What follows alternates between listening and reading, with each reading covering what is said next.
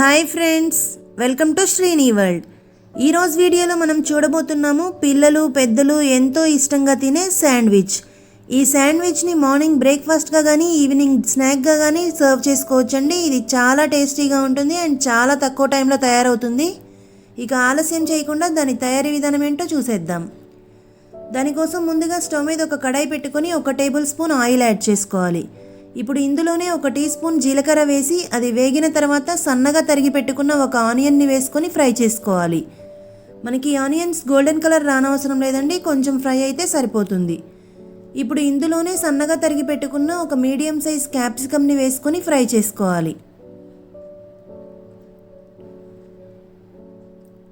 ఇలా కలుపుకుంటూ ఫ్రై చేసుకోవాలండి. ఇవి కొంచెం ఫ్రై అయిన తర్వాత ఒక మీడియం సైజ్ క్యారెట్ని తీసుకొని ఇలా తురుముకొని యాడ్ చేసుకోవాలి. ఇందులోనే కొద్దిగా కొత్తిమీర తరుగు వేసుకొని కలుపుకుంటూ ఫ్రై చేసుకోండి. మనం ఇక్కడ క్యారెట్ తురుముని యూజ్ చేస్తున్నాం కాబట్టి ఎక్కువసేపు ఫ్రై చేయని అవసరం లేదండి, 1 నిమిషం పాటు ఫ్రై అయితే సరిపోతుంది.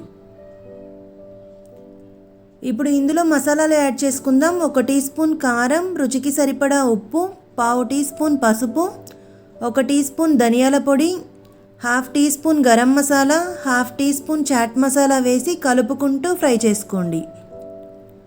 మనకి మసాలాలు వేసిన తర్వాత ఎక్కువసేపు ఫ్రై చేయాల్సిన అవసరం లేదండి, 1 నిమిషం ఫ్రై అయితే సరిపోతుంది. ఇలా ఫ్రై చేసుకున్న తర్వాత స్టవ్ ఆఫ్ చేసుకొని పక్కన పెట్టుకోండి. ఇప్పుడు 2 ఉడికించుకున్న పొటాటోల్ని తీసుకొని పీల్ తీసి ఇలా గ్రేట్ చేసుకోవాలి. మీరు కావాలంటే ఈ పొటాటోస్ని మ్యాష్ కూడా చేసుకోవచ్చు.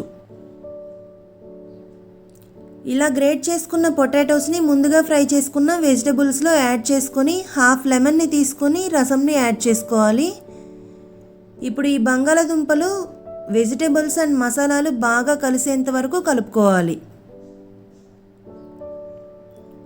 ఇలా కలుపుకున్నారంటే మనకి స్టఫింగ్ అనేది రెడీ అయిపోయిందండి. ఇప్పుడు దీన్ని పక్కన పెట్టుకోవాలి. ఇప్పుడు 4 బ్రెడ్ స్లైసులు తీసుకోవాలి. ఇక్కడ 2 శాండ్విచ్ల తయారీ విధానం చూస్తున్నాము. దానికోసం ఒక సైడ్ మనం బటర్ అప్లై చేసుకోవాలి.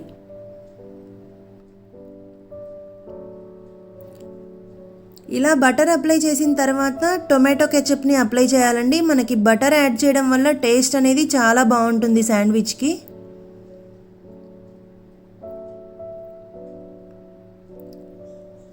ఇలా టొమాటో కెచప్ అప్లై చేసిన తర్వాత ఇంకొక సైడ్ గ్రీన్ చట్నీ అప్లై చేసుకోవాలి. ఈ గ్రీన్ చట్నీ వచ్చేసి పుదీనా, కొత్తిమీర అండ్ పచ్చిమిర్చి మిక్సీ వేస్తే రెడీ అయిపోతుంది వాటర్ వేసుకొని. మీ దగ్గర గ్రీన్ చట్నీ లేదు అనుకుంటే గ్రీన్ చిల్లీ సాస్ యాడ్ చేసుకోండి. అది కూడా లేకపోతే 2 వైపులా టొమాటో కెచప్ అప్లై చేసుకోండి. ఇప్పుడు ఒక సైడ్ మనం ముందుగా తయారు చేసి పెట్టుకున్న స్టఫింగ్ని స్ప్రెడ్ చేసుకోవాలి. ఇది కార్నర్స్ వరకు స్ప్రెడ్ చేసుకోండి. ఇలా స్ప్రెడ్ చేయడం వల్ల ఎవ్రీ బైట్ మనకి ఈ స్టఫింగ్ అనేది తగులుతూ చాలా టేస్టీగా ఉంటుంది. ఇలాగే ఇంకొక దానికి కూడా స్టఫింగ్ అప్లై చేసుకోండి.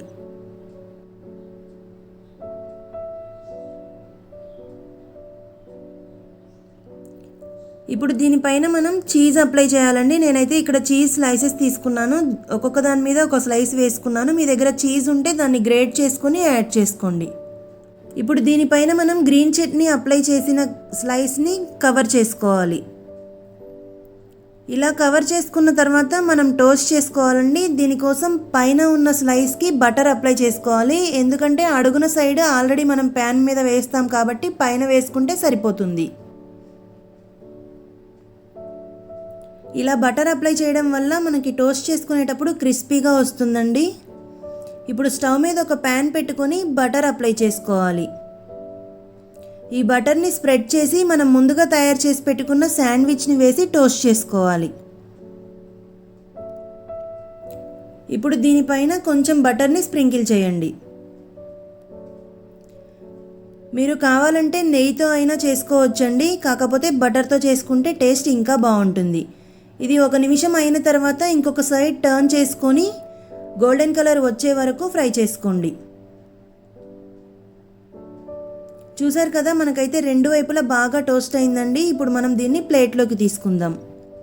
ఇప్పుడు ఈ టోస్ట్ చేసుకున్న శాండ్విచ్ని మనం కట్ చేసుకుందాం.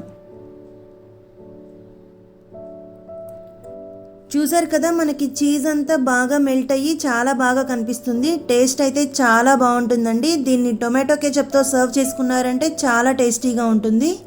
తప్పకుండా మీరు కూడా ట్రై చేసి మీకు ఎలా వచ్చిందో కామెంట్స్లో తెలియజేయండి. Thanks for watching. Please like, share, comment and subscribe to my channel.